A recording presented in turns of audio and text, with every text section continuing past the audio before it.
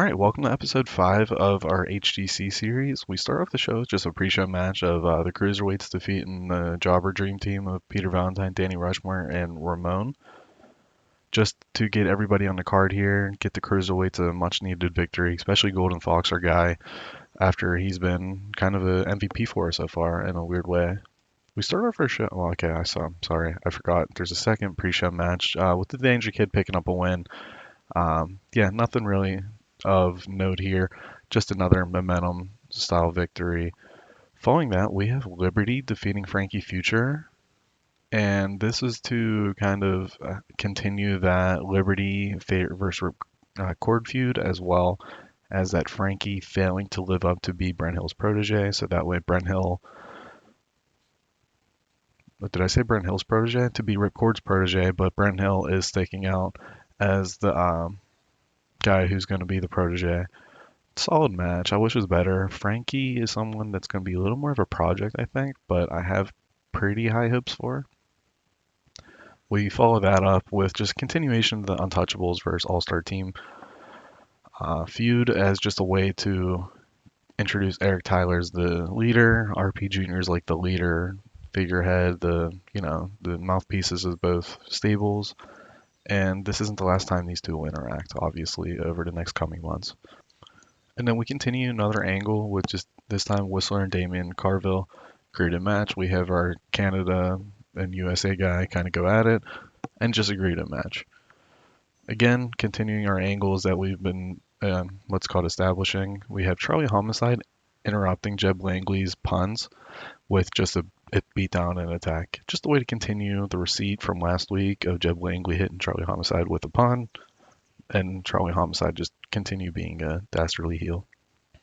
Following that, we have Flapjack Flanagan defeating Electrico. Electrico is just going to be one of those guys that take a lot of losses as he gets better in the ring. And Flapjack is a guy who is like that lower mid card heel that I can have baby faces beat to get popularity, but I want to establish his momentum as much as I can before we kind of push him down the card and push people up the card.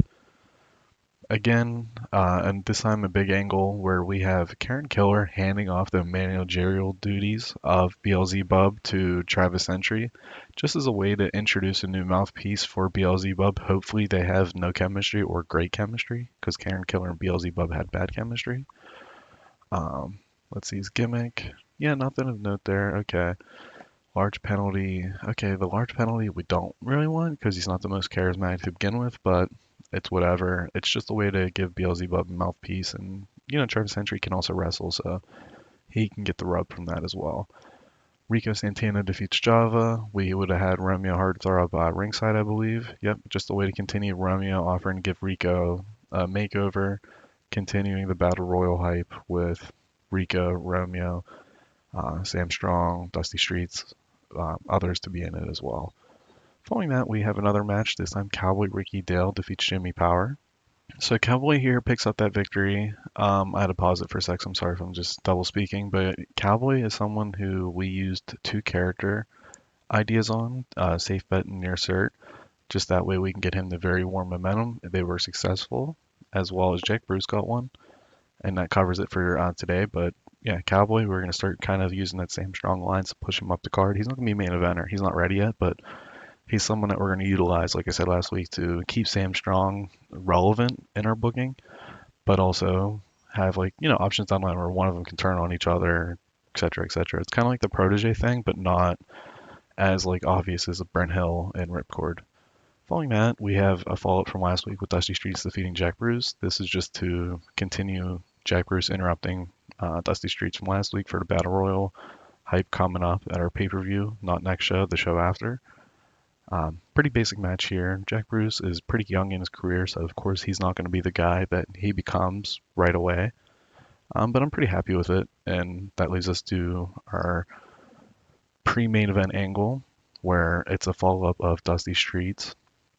Kind of where Dusty Streets was going to have this angle with Sam Strong, but he has a ripcord. Dusty Streets is celebrating ripcord interrupts, a tease of our Total Mayhem main event possibly. A Ripcord versus Dusty Streets, or it could be, Sam Strong versus Ripcord. It could be Liberty versus Dusty Streets. Could be Liberty versus Sam Strong. Could be Liberty versus Brent Hill. I don't know if Brent Hill's going to be in the battle royal yet. Haven't really figured that one out. Um, just a way to kind of get these two very over guys interacting, and a way to get the fans excited about that possibility.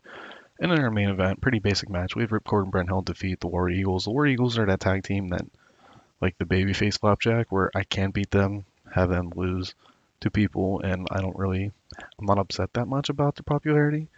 They're both 45, so they're on their way out of their career.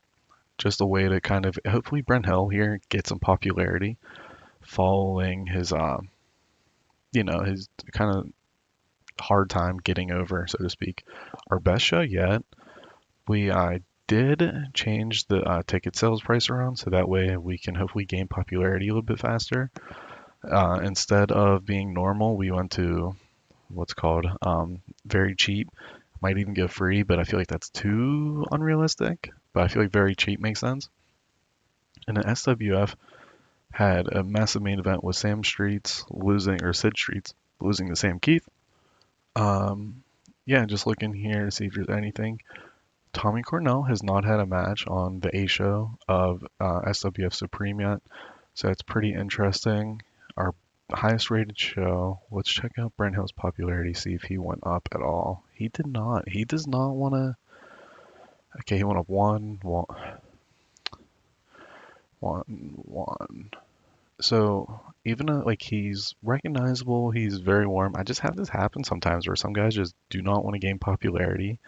We were in the Southwest last night, so he should have won up and popped, but that's fine. As long as he's recognizable, at least, or has good momentum, I'm okay with him not having as much popularity. So he's probably not going to pick up as many wins as like you would think. Like I'm not going to push him to main event right away, just considering now the game is making it obvious that he's not wanting to gain popularity. Jack Bruce following his loss still has that warm momentum. That's huge. And then let's check out Cowboys. Very warm momentum now. Or wait, I had that going into it. He, on the other hand, see, he picks up a victory over Jimmy Power, gets 5 popularity. Not across the board, but pretty much across the board. So he's somebody who, even though he's not as good as Brent Hill, always better in the mic, I'm going to try to use as a way to get up the card. Let's see here if anyone, not really. I guess I can check out Liberty real quick. Yeah, so like Liberty, if you compare Liberty, like he hasn't beat anyone more popular than him really yet. So he's just going up a little bit at a time.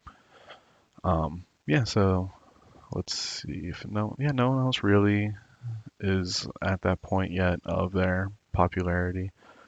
Yeah, Jeb isn't going up in popularity with our angles as much anymore, but that's fine. But I'm pretty content with Jack Bruce not losing momentum so far. Viper, Frankie Future, yeah, just the only one that like kind of sucks with the momentum is Teddy Flame, but I'm pretty happy with everything as we go. No additional people have been raised to recognizable level, but we do have Mr. Luch who's very warm.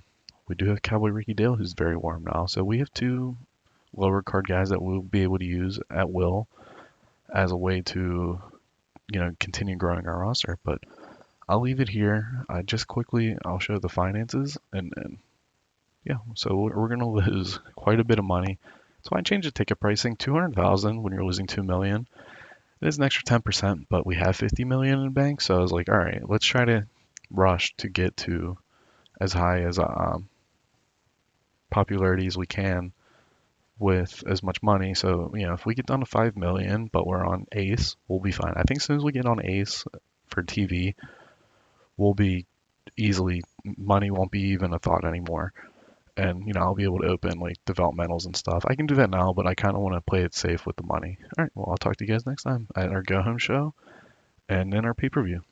Thank you for watching.